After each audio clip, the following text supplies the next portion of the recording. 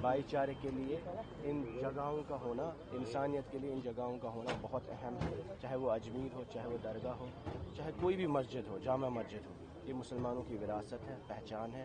اس کو real estate کے نظریے سے نہیں دیکھنا چاہیے، اس کو پراپرٹی کے نظر سے نہیں دیکھنا چاہیے، بلکہ ایک عقیدے سے، ایک بھروسے سے اور ایک احساس سے دیکھنا چاہیے جو ہر ایک ہندوستانی مسلمان کی پہچان ہے، وراثت بھی ہے، اور اس کے ساتھ ساتھ it's issue of faith for all of us. I think government should stay neutral on such issues. اور مسجدوں کو یا وقف کی پراپرٹیز کو اس ملک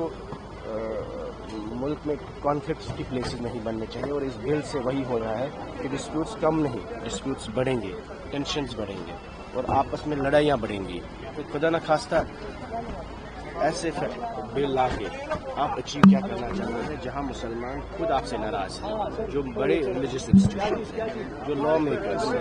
آپ نے پارلیمنٹ میں دیکھا کسی بھی مسلمان ممبر پارلیمنٹ نے اس بل کا سپورٹ نہیں کیا. تو مجھے لگتا ہے گورنمنٹ کو اس کو ریکنسیڈر کرنا چاہیے. بی جے پی یہ کہہ رہی ہے کہ یہ پارلیمنٹ میں پاس کیا ہے، پریزیڈنٹ نے مہر لگا دیا، یہ سیاسی بازی کیوں کر؟ یہ یو ٹی کی اسمبلی کیا کرے گی؟ دیکھیے، جب پچھلے 70 سالوں میں اس ملک میں آئین ہے، کانسٹیٹیوشن ہے، پارلیمنٹ ہے، جب اس ملک میں بھائی چارہ رہا، وقف کی ہسٹری ہزاروں سال پرانی ہے.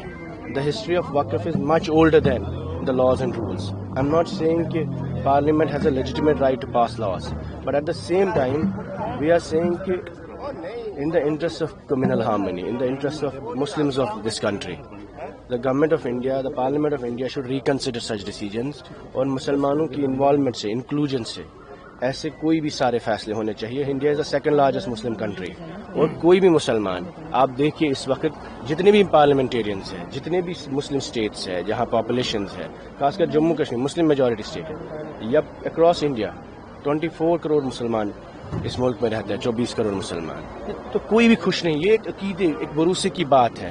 اور ان زیارتوں کی وجہ سے، ان مسجدوں کی وجہ سے، ان وقف کی پراپرٹیز کی وجہ سے مسلمانوں کی اس میں جانیں ہیں، اس میں ایک احساس ہے، اس میں مسلمانوں کا ایک عقیدہ ہے.